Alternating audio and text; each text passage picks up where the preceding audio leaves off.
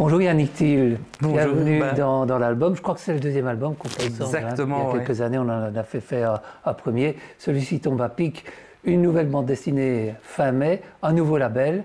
Vous allez nous expliquer tout ça et nous emmener dans le monde des pluches. Exact. Qui sont les pluches? Alors les pluches, ce sont trois petits personnages, trois vieilles peluches, mais des pluches comme disent à la limite les verviers-toi ou les petits-enfants, qui prennent vie lors d'un orage. Et ça se passe en 1945, la ville de Verviers vient d'être libérée. Un petit bonhomme qui a perdu sa maman dans la foule. Et il a marché, puis il a retrouvé la maison où ses grands-parents vivaient. Il s'en souvenait de quand il était tout petit. Puis les grands-parents se sont réfugiés dans le village où il habite pour échapper au bombardement. Et cette maison, c'est la maison Moulant. Ok. Parce qu'il me fallait, il me fallait un bâtiment très connu de Verviers. Elle est réputée comme étant la plus vieille maison de Verviers, même si je pense qu'historiquement, ce n'est pas exact. Mais en tous les cas, c'est une des maisons les plus emblématiques et c'est un bâtiment que tous les Verviers-toi connaissent. Comment est née cette idée des personnages et de les ramener chez nous, en fait, dans notre ville? Alors, à la base, donc, je suis devenu papa, moi, il y a 6 ans maintenant, d'une petite Marion. Et un jour, je regarde ma fille dans son berceau, comme tous les papas guimauves font en regardant leurs enfants. Et je me dis, mais c'est incroyable. Je m'étais juré, allez, pas acheter 50 000 bazars et pas avoir plein de peluches et plein de doudous. Et finalement, les gens sont tous dans le fait d'accueillir quand il y a un nouvel enfant. Et donc, son lit débordait littéralement de doudous. Donc, on a dû trier. Et puis, je me suis dit, mais il y a quand même quelque chose à faire avec ces histoires de doudous. Et puis, je me suis dit, allez, on va peut-être essayer de creuser un peu ça. Donc, l'idée des pluches, c'est venu à ce moment-là. Et l'idée de les ramener dans notre région, avant je travaillais pour un éditeur de Liège, et alors avec lui, on était parti sur l'idée de faire quelque chose qui se passerait dans une grande partie de la Belgique, dans un premier temps la Wallonie, et finalement, je vais dire le partenariat avec cet éditeur s'est terminé parce qu'il y a eu la crise du Covid, etc., et qu'il devait y avoir une renégociation éventuelle des contrats, et j'ai dit non. Parce que j'avais déjà du travail derrière à ce moment-là. Et puis, je me suis dit, c'est pas grave, je vais continuer l'aventure tout seul. Je ne sais pas pourquoi je n'avais pas envie d'arrêter. Je me suis dit, je touche à quelque chose d'intéressant, de sympa, de personnel, de novateur, je pense. Et donc, du coup, je me suis dit, allez, hop, on y va, on continue le truc. Et j'ai continué à écrire, donc j'ai scénarisé. Quand j'ai fini de scénariser, j'ai découpé. Et quand j'ai fini de découper, j'ai dessiné, ancré, puis j'ai mis en couleur. Et en fait, finalement, je me suis retrouvé à la tête de tout le projet. Et puis un jour, j'en parle avec un de mes potes qui est dessinateur de BD, qui fait une série qui s'appelle Spirit of Scotland, qui a dessiné Sherlock Holmes, etc., qui est au scénario de Bug Danny aussi, qui s'appelle Frédéric Marniquet. Et mon pote Fredo vient un jour à la maison parce qu'il devait faire un repérage à Francorchamps, etc., pour un de ses albums.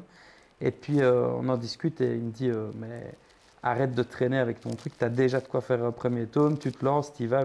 Donc j'ai suivi son conseil. C'est comme ça que ça a démarré. C'est ça, ouais. Alors, vous êtes toi, Ouais. mais votre famille est originaire de Verviers. Alors, c'est tout à fait ça. Donc, d'un côté, j'ai la famille Vassen qui avait un magasin de musique rue Jardon et qui sont les parents de ma maman. Et puis, de l'autre côté, j'ai la famille Thiel qui était marchande de vaisselle, où ça, c'était du côté de mon papa. C'est ça. Voilà. Rue des Alliés. Exactement. On s'en souvient. Alors, premier tome, ça veut dire qu'il y en aura d'autres?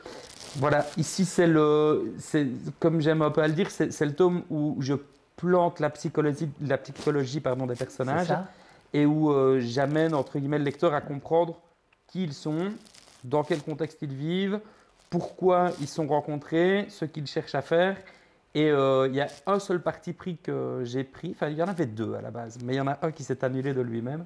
Et un seul parti pris, c'est je me suis dit, j'ai pas envie de rentrer dans les détails de pourquoi des pluches, pourquoi elles sont vivantes, pourquoi personne ne s'étonne qu'elles soient vivantes. Je me suis dit, elles sont là. Elles arrivent, voilà. Elles arrivent et les gens dans l'aventure les croisent et c'est normal. Et je n'ai pas envie d'aller plus loin là-dedans. Donc ça, c'est vraiment le parti pris que j'ai pris. Et le deuxième, c'est l'historicité. Donc c'est important pour moi qui suis un fan d'histoire de respecter au maximum la période durant laquelle l'aventure se passe.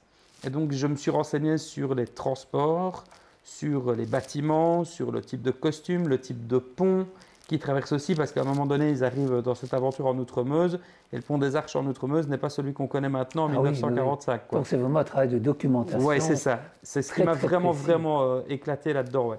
Trouver les bons types de trams, justement, les bons moyens de transport avec la locomotive qu'on voyait précédemment, qui est une locomotive belge. Alors j'ai découvert aussi plein de choses, donc j'adore ça. C'est vraiment le bonheur. Et sur Verviers, vous travaillez sur base de vieilles photos. Voilà. Vous allez sur les lieux, Alors, j'imagine, un peu je suis allé mélanger deux. faire des photos, mais je suis aussi parti d'anciennes cartes postales. Je suis parti de souvenirs aussi que j'avais en partie.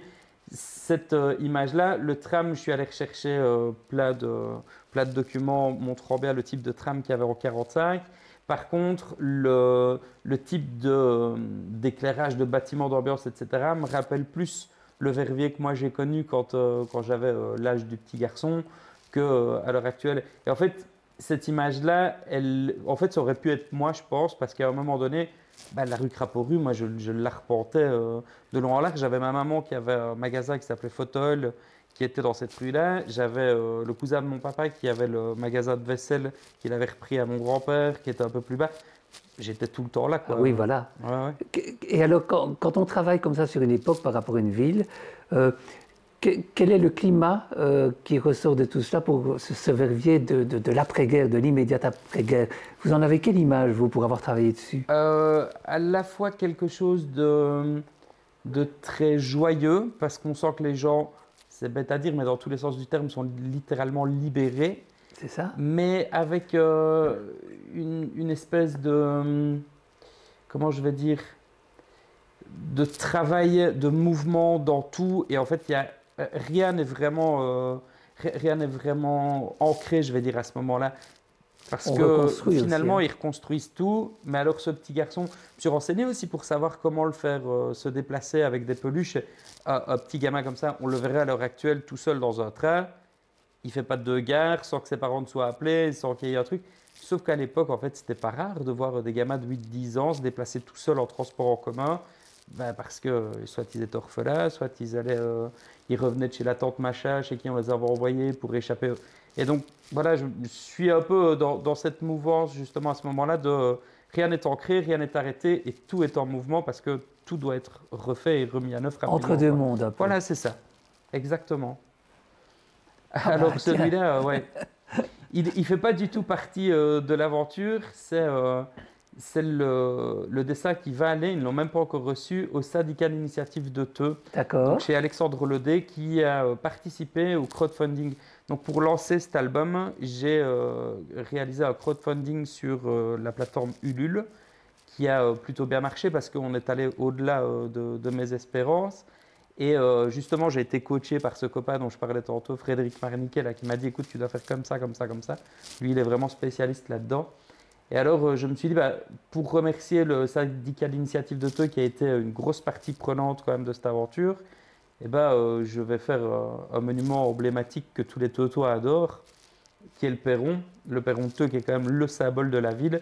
Et je me suis dit, avec l'hôtel de ville derrière et les plus, je suis en train de faire un peu n'importe quoi, c'était l'idéal. Le but, c'était vraiment d'amener aussi un morceau de mon chez moi dans le bouquin, parce qu'à la fin, il y a une petite partie carnet graphique. Et dans ce carnet graphique, il y a le dessin encore en noir et blanc à ce moment-là. Mais je me disais, c'est important en tant que toi d'avoir au moins un petit clin d'œil quand même dans cette BD. Les par plus rapport à mon pourront coin. passer par Theux lors de... À un moment donné, Ça arrivera, hein, on le sent bien, hein. dans un tome 3, à mon avis, il est possible que ça arrive. Ouais. Alors, Vraiment. avant de découvrir vos autres passions, parce que vous n'en avez pas qu'une, peut-être un petit retour en arrière. Oui. Il y a quand même chez vous une filiation professionnelle par rapport à un maître qui était René Haussmann et qui vous a vraiment lancé, accompagné dans vos premiers pas, non? Voilà, c'est ça. En fait, j'ai eu la chance, non pas de travailler avec lui sur des albums, mais de travailler sous son bon conseil et avoir... J'ai été un peu, alors, soit sous le bras de l'ogre, soit sous l'aile du dragon. Je ne sais pas entre les deux, mais un endroit chaud, rassurant et où j'étais en sécurité. J'ai eu vraiment la chance de pouvoir le côtoyer d'une façon presque intime d'un point de vue familial. Et du coup, il a pu m'aiguiller, m'amener des conseils, me dire tiens, tu fais ça comme ça. Je me souviens de mon premier album qui était Albigondine. Albigondine est une fée. Je fais ma première dédicace. Et il avait un chronomètre en main. Et puis je lui dis top. Il me dit 10 minutes, ça va, c'est bien pour faire un dessin. Je dis, ah bah, je suis content, j'y suis arrivé, j'avais très peur. Et puis il me dit, j'ai une question à te poser. Oui. Tu fais un dessin en noir et blanc pour ta dédicace? Je dis, bah ouais, c'est déjà pas mal. Oui, c'est pas mal, mais tu vas vendre un livre d'histoire à des enfants où il y a plein de couleurs et tu vas leur faire un dessin en noir et blanc. Il dit, ça ne va pas. Je dis, bah ouais, c'est vrai, mais comment est-ce que je peux faire? Bah, tu commences maintenant. Allez, vas-y. Et puis en fait, à force de m'entraîner, ça m'a obligé, entre guillemets, à aller de plus en plus vite. Mais c'était voilà, c'était sa façon de faire. Non, tu ne peux pas faire un truc comme ça, c'est pas logique, donc bah, tu le fais. Le Et puis, souci de c'est tout, quoi. l'excellence et du travail bien fait C'est ça. et bien achevé. C'est ça. Mais alors, lui, quand on le voyait vers sa dédicace, c'était le pinceau, la grosse main, 3 gouttes. On se disait, mais qu'est-ce qu'il fout? Et puis, ah, ça fait un éléphant. Et ça le fait plutôt bien en plus. Donc, oui, c'était assez remarquable. J'ai eu énormément de chance de l'avoir lui, d'avoir son épouse à l'époque, Nathalie, pour vraiment partir dans les premiers festivals, etc. Ça m'a ouvert plein de portes, quoi. C'est ça. Vraiment, et ça m'a fait découvrir plein de gens. Sans lui, je ne pense pas que je serais dans la mouvance actuelle de créer mon propre truc. Si vous devriez lui présenter des pluches, qu'est-ce que Ouais. vous lui diriez? La première chose, qu'est-ce que tu en penses? La deuxième, peut-être je dirais simplement merci parce que si elles sont là aujourd'hui et que le niveau de dessin, je vais dire, continue à évoluer, c'est parce qu'il a su m'amener une chose en particulier, c'est m'enlever la pression que je peux avoir. Moi, je me remets en question 50 fois au niveau boulot. Sur une semaine, j'arrête pas. Mais m'enlever la pression et me dire, ton dessin à toi ne sera jamais figé dans le temps. Il m'a dit, tu vas croiser des gens. Je me souviens, je faisais beaucoup de comparaisons à un moment donné. Et il m'a dit, mais tu sais, un tel ou une telle, tu vas les croiser. C'est superbe ce qu'ils font. Dans 20 ans, on en reparle parce que dans 20 ans, ils feront toujours la même chose. Toi, dans 20 ans, ce sera toujours en mouvement. Il dit, parce qu'on a on a la même façon de travailler. Et il me dit, tu verras, ça va avancer tout le long de ta vie. Et le jour où ça n'avancera plus, ben, c'est que ce sera fini, qu'il me dit. Donc, voilà, je crois vraiment que ouais, je le remercierai pour ça parce que c'est une espèce de vérité qui fait que bah, ça ne peut qu'évoluer. Donc voilà, il n'y a pas d'arrêt possible C'est ça. dans le truc, quoi. Quelle chance d'avoir un tel maître. Ouais, c'est énorme. C'est énorme, c'est inespéré pour. Enfin, mon premier bouquin, moi, c'était Les Fables de La Fontaine illustrées. Je l'ai traîné partout. J'adorais ça. Quelle chance de pouvoir aussi côtoyer une espèce de héros comme ça. Moi, j'ai fait des études en art. Je me souviens, en Réto, j'ai fait un travail, on devait choisir un artiste. J'avais eu l'occasion de le rencontrer dans ce cadre-là. Il savait très bien qui j'étais déjà à ce moment-là. Puis, j'ai pas osé aller le retrouver tout le long de mes études parce que je voulais pas. J'avais peur, quoi. Je voulais pas l'ennuyer, etc. Et finalement, c'est lui qui a pas lâché le truc en disant si, tu viens, tu vas passer, tu vas venir me montrer. Quand j'ai terminé mes études, il m'a dit je veux te voir, je veux que tu viennes me montrer ton travail de fin d'études. J'y suis allé et puis ça a donné lieu au reste. Donc, ouais, Belle aventure. à fond. Alors, comme je disais, d'autres passions, dont l'automobile. Exactement, ouais. Mais alors, l'automobile, je suis tombé dedans quand j'étais petit. J'ai un papa qui est complètement passionné d'automobile. Et en particulier, enfin, il aime bien tout, lui, mais il aime bien en particulier les anciennes.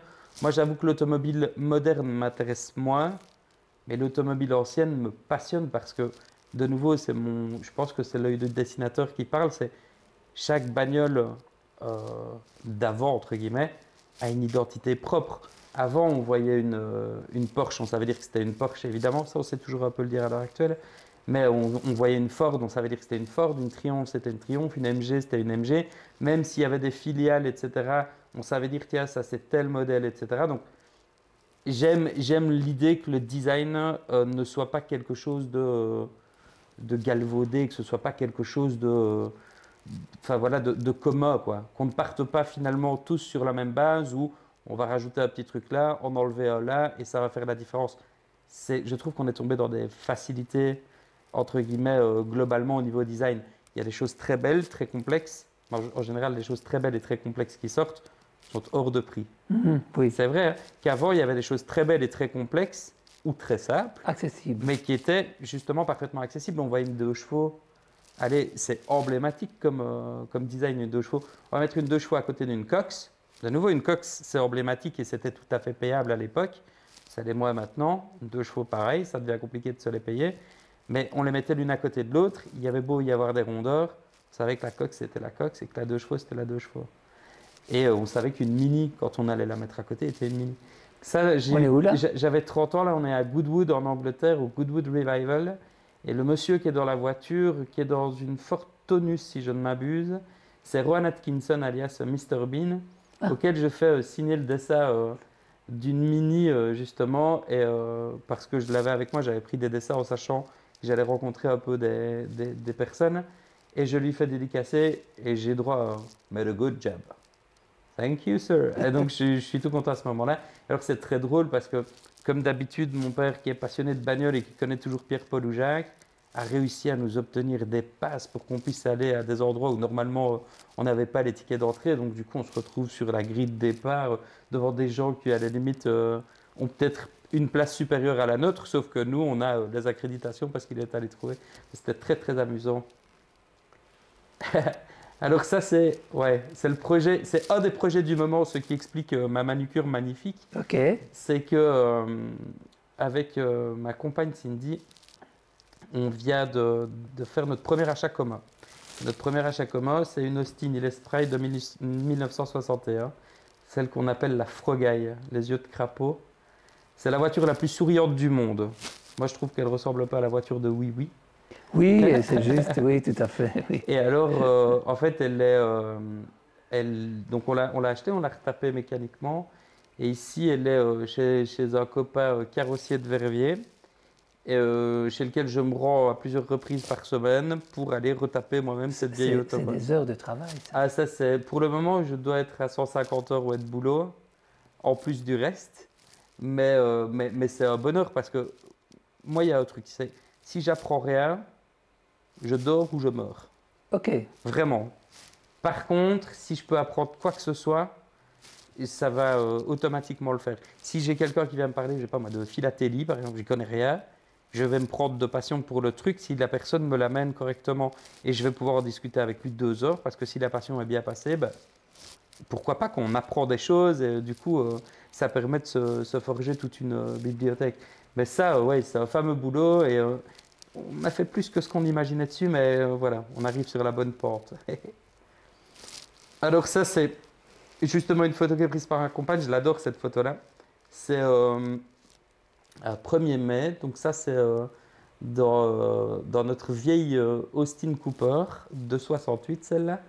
Et c'est notre première promenade en ancêtre.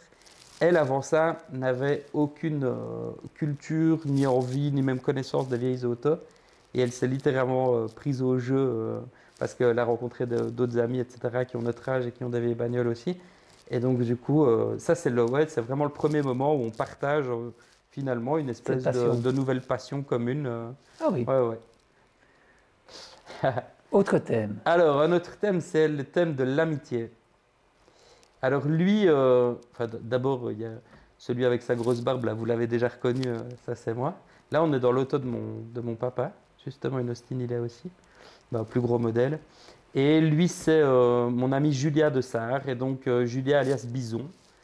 On a fait plein de choses ensemble. Donc lui, c'est le parrain de ma fille, je suis le parrain d'une de ses filles, c'est une espèce de frangin, comme ça, un gars assez incroyable, qui fait de la reconstitution historique à un niveau, je vais dire, international. Il est vraiment très très bon là-dedans. Il travaille au château fort de Logne. Et alors, il est passionné de la période médiévale, donc entre, je vais dire, 1450 et 1485, plus ou moins. Et voilà, lui, il est vraiment, c'est une espèce d'aficionados du truc. Il est ultra spécialisé, ultra calé là-dedans. Et là, bah, voilà, c'est une petite promenade qu'on fait. Alors du coup, vu qu'on aime l'histoire tous les deux, qu'on aime les vieilles bagnoles, qu'on aime, bah ouais, si on sort faire une promenade en vieille auto, on se frague en fonction, on aime bien ça. Quel est votre meilleur souvenir avec lui? Avec lui, ouais, il y en a des tonnes. Des tonnes. Et on choisira. Si j'en choisis... je ne saurais pas en choisir qu'un seul, je vais en choisir plusieurs. Le moment où il me demande pour être parrain de sa fille, où je suis littéralement une guimauve. Moi, donc du coup, ouais, je suis super ému.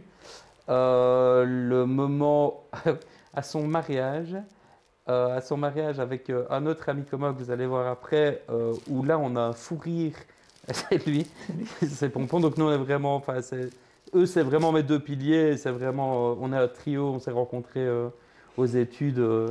Et avec lui, on a un fou rire à un moment donné à cause de de petits oiseaux en papier mâché qui sont sur une décoration.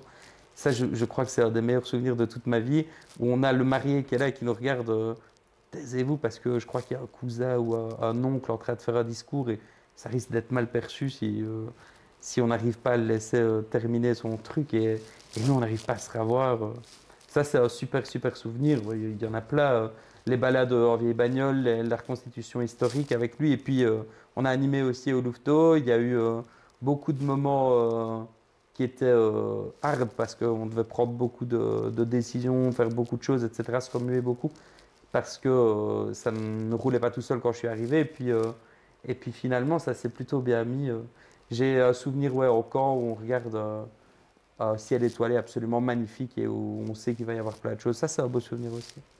Et lui, donc, c'est Pompon. Il est dans la BD. C'est le chef de gare, lui, dans la BD. Okay. C'est le graphiste qui met la plupart de mes bouquins en page depuis le début. Et c'est un type extraordinaire aussi. C'est aussi un frangin, lui. C'est un peu toi qui travaille au centre culturel de Spa, qui est graphiste là-bas d'ailleurs. Et qui, ouais, c'est un type extraordinaire aussi. Alors lui, c'est Pierre Michel. Il est aussi dans la BD. Je le surnomme cousin. C'est pas mon cousin biologique. Il y a plein de gens qui pensent, je crois que c'est mon cousin biologique. On n'est pas cousin biologique, mais c'est mon cousin. C'est un peu la famille choisie, lui. C'est le gars. Okay. Depuis qu'on est tout petit, on a toujours dit ouais, c'est mon cousin. Parce que c'est plus facile, on ne devait pas expliquer aux gens. Puis c'est resté. Donc moi, j'ai plein de potes qui l'appellent cousin quand ils le voient. Et chez lui, c'est pareil. Ah, ça va, cousin? Ça va et toi? Et lui, c'est un type extraordinaire. C'est un artiste culinaire. C'est un type génial donc, qui est traiteur à Andrimont. Pierre Michel, je le conseille à tout le monde. Comme ça, je fais sa pub en même temps. Et puis la famille. Ah ouais, et ça, c'est ma fifi. C'est Marion. Donc, elle a déjà 1 an et demi, je pense, cette photo. Mais je la trouvais trop bien avec ma casquette sur la tête. Elle prend toujours un peu des pauses. Elle est terrible. Donc, elle est l'instigatrice de l'histoire. C'est grâce à elle, grâce ou à cause, un peu les deux, d'elle qu'elle est plus son nez. Elle est l'inspiration ultime. Dès que je la vois, je note des trucs, j'ai des idées dans la tête. Ah ouais, ça pourrait être sympa. Et comment elle réagit à la bande dessinée? Elle adore. Elle Elle adore. Mais alors, quand on la lit, il faut d'abord que je lise la dédicace que j'ai notée, et puis la dédicace dans le livre, et puis alors retrouver tous les trucs, les noms de chacun, parce qu'il y a plein de clins d'œil à des amis, à de la famille, à des potes, et donc elle sait où tout se trouve. C'est son petit jeu de piste familial. Voilà. Mais alors, en plus, elle sait où tout se trouve, donc oui. et ça, c'est ça, et ça, c'est ça. Mais elle adore, ouais. C'est vraiment, pour le moment, c'est un peu son livre de chevet. Alors, moi, je suis plutôt content. Et voilà, ça, c'est mon clan familial, avec notre tradition des pulls de Noël. Donc, chaque année, je fais un dessin et, sur le thème de Noël, et puis je l'imprime chez un ami. Et chaque année, les filles, maintenant, attendent avec impatience leur pull de Noël. Et s'il arrive un peu tard, je me fais gronder. Ah oui, c'est devenu une tradition. Ah oui, et puis c'est ultra important. Donc, à l'avant-plan, on a Nora. On a la grande qui fait sa petite pose un peu rock'n'roll, là, c'est Julia. Et puis il y a Marion derrière avec moi. Et à l'avant-plan, c'est mon amoureuse, c'est Cindy. Alors là, ouais, c'est un moment typique de notre quotidien. C'est une photo toute récente. Mais ça, voilà, il y a deux choses là-dedans. La première, c'est je vis avec des filles. Et donc, quand les filles doivent aller dans le jardin ou qu'il faut aller à la boulangerie ou quoi aux caisses, il y a une tenue presque pour chaque événement. Donc, ça passe beaucoup de temps à se préparer, à mettre des chapeaux, à les changer, à remettre des trucs. Donc ça, c'est quelque chose qui était complètement étranger dans ma vie avant et qui est assez surprenant. C'est chamboulant, parce que moi, je suis plutôt un gars qui aime bien que les choses soient... oui, on n'est pas obligé de se changer 15 fois, on peut ranger ses trucs. Elle, c'est plein de vie. Et donc, du coup, de nouveau, on parlait d'adaptation juste avant l'émission. C'est une question d'adaptation. C'est ça. Et donc, c'est assez remarquable parce qu'elles me permettent à moi d'évoluer dans ce sens-là. Puis ça, c'est un moment de... Voilà, les grandes doivent faire leurs devoirs. Marion, elle n'est pas encore en première primaire. Mais les filles vont se dire, nous, on fait les devoirs. Marion, on ne va pas la laisser toute seule. On va lui faire un peu des devoirs avec nous. Alors, elle joue un petit peu à faire enfin, les grandes font un petit peu la maîtresse de classe et la petite fait un peu l'élève. Mais l'air de rien, lui apprennent plein de trucs.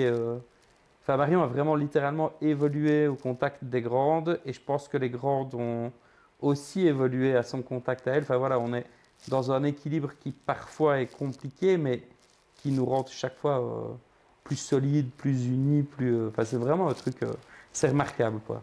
Cocon important pour vous, pour votre travail, non? Cet équilibre. Indispensable, indispensable.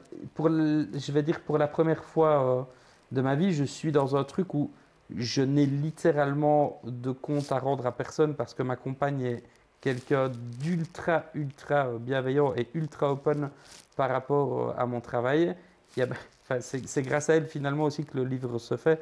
Ça, je dois quand même bien le dire parce que moi, c'était un peu dans un carton. Donc, voilà, je suis passé par plein de mouvements de vie, divorce, etc. Mais à un moment donné, bah, c'était ça dans un carton et je lui en parlais beaucoup. Puis un jour, elle me dit ça aurait peut-être des trucs qu'on regarde. Et puis je lui sors le scénario, je lui sors les planches. Elle me dit mais c'est génial, vas-y. Et puis alors, le copain Fred vient quelques temps après, il me dit mais vas-y aussi. Et donc du coup, c'est elle qui m'a remis le pied à l'étrier aussi en m'obligeant entre guillemets certains soirs en me disant dis t'as fini ton boulot pour l'école, t'as fait ci, t'as fait ça.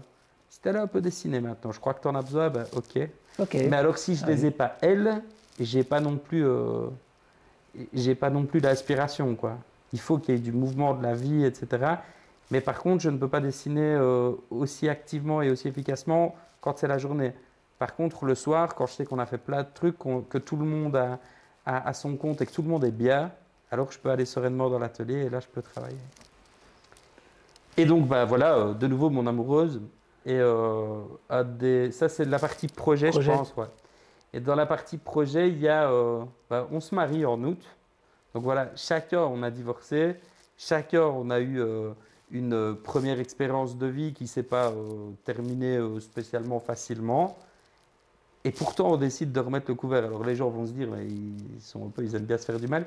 Sauf que ici, c'est vraiment une évidence et c'est un truc assez remarquable que finalement, en fait, on se connaît depuis qu'on a 17 ans. On s'est rencontrés sur les bords de l'école à Sainte-Claire.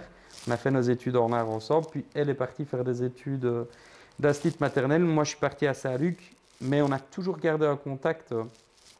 On est toujours resté à continuer à se voir, etc. Donc, quand elle s'est séparée, on s'est sonné un paquet de fois parce que c'était la pandémie, tout le monde était chez lui, etc. Et puis voilà, on a discuté. Puis moi, ça allait pas forcément, c'était pas évident. Donc elle était beaucoup à mon écoute et beaucoup dans l'aide, en étant complètement détachée du tout. Puis moi, finalement, je me suis séparé aussi. Et puis en se voyant pour discuter de, bah ouais, toi, tu vas faire ça comment et rien que l'administratif, etc. et tout ce qui suit une séparation, ça a beaucoup d'importance.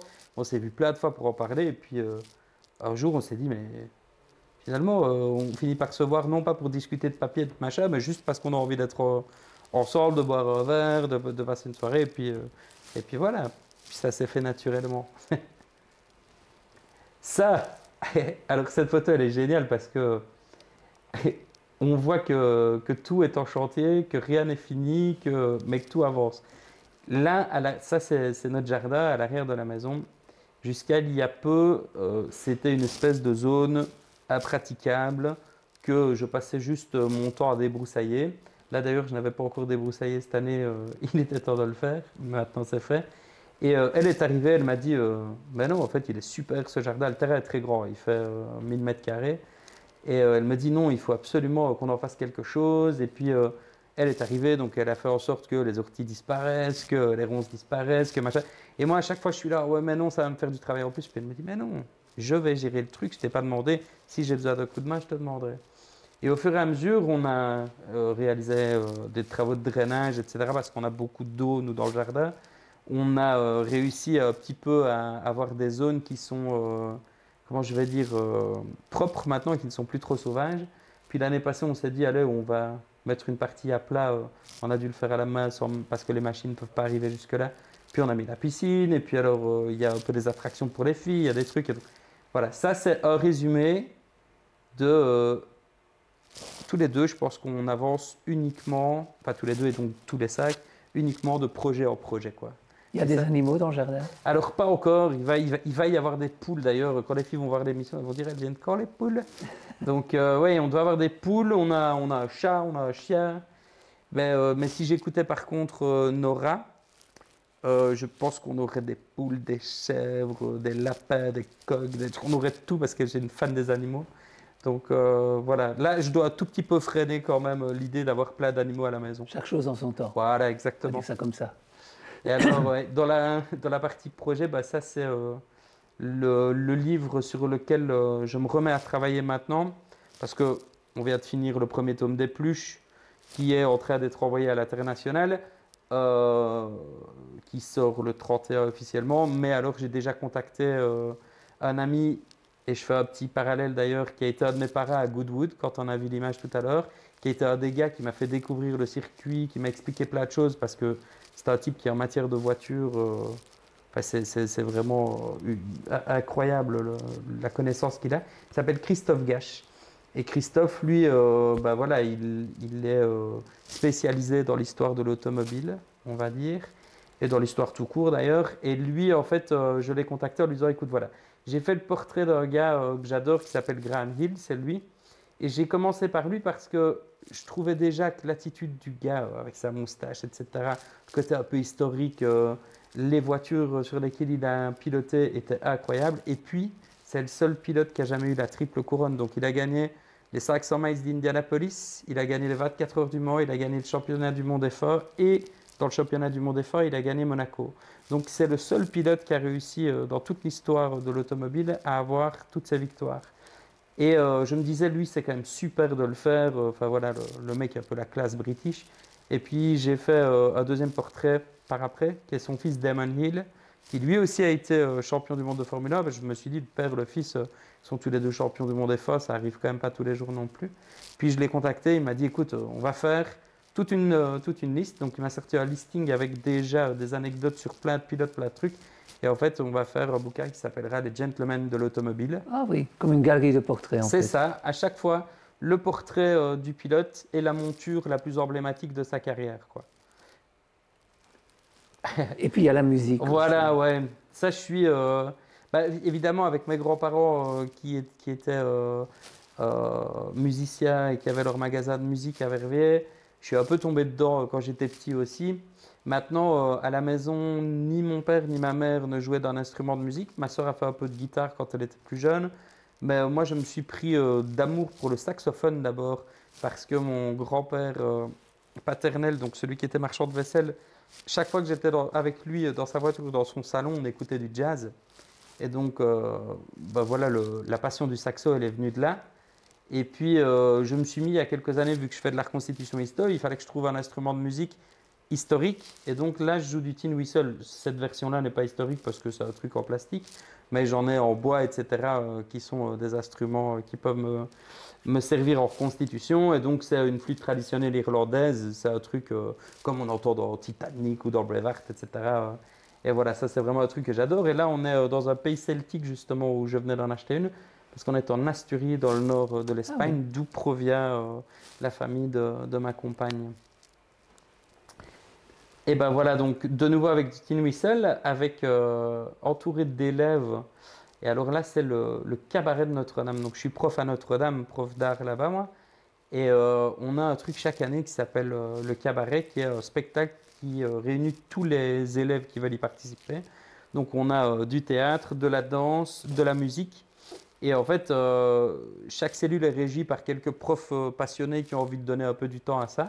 Et donc moi j'ai l'occasion chaque année du coup de retrouver des collègues et d'encadrer les jeunes et de faire un peu de musique avec eux. Mais le but n'étant pas, enfin selon moi en tous les cas, n'étant pas de nous mettre nous profs en avant, mais bien de les mettre eux en avant et de permettre de les découvrir autrement et de voir un peu le talent dont ils font preuve, quoi.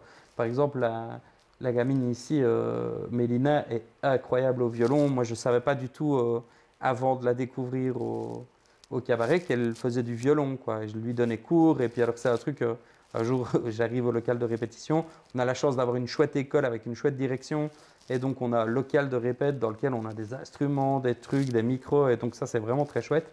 Et donc je la découvre là et je me dis, mais ouah, c'est quand même génial, quoi. Puis alors on a un autre contact aussi avec les élèves, même ceux qui sont en théâtre par exemple ou en danse, parce qu'on se croise tous dans les coulisses derrière, etc. Et Oui. il y a vraiment une liesse, et il y a un avant cabaret dans l'année et après cabaret, je trouve.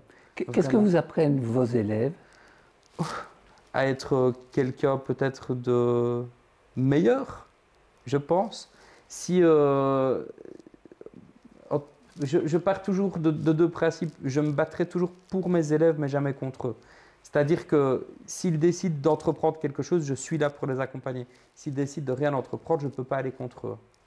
Il y a ça et il y a le respect. J'estime que le respect n'est pas une question d'aînesse ou de position hiérarchique. Le respect, c'est quelque chose qui se gagne. Et je leur dis chaque année, ça se gagne. Et donc, du coup, ben, vous allez gagner mon respect, mais je vais aussi gagner le vôtre, quoi. Je ne peux pas me permettre de leur parler n'importe comment, comme ça s'est déjà vu par le passé dans l'enseignement. Moi, mon but, en tant que prof, il n'est pas du tout de faire montre d'une espèce d'autorité. Je maîtrise un sujet, je suis là pour essayer de les passionner au maximum. Alors que je vais en avoir certains, il y en a d'autres à qui ça ne parlera pas et c'est normal. Mais mon but à moi, c'est de les faire évoluer. Alors, à mon cours, ils peuvent apprendre plein de petites choses qui vont être nécessaires tout le long d'une vie, à l'organisation, un peu de discipline, etc. Mais pas en passant par un truc où on se fait taper sur les doigts, quoi.